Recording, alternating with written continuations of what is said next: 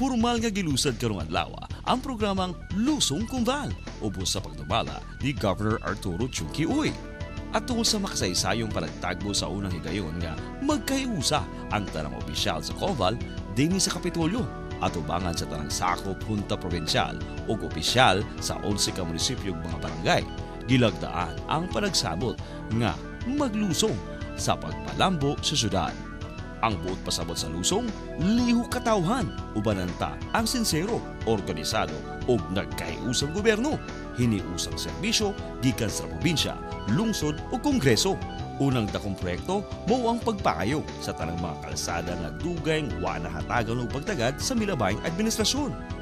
Ang tanang opisyal, misaad nga magtinabangay tungod og alang sa kalambuan sa Conval.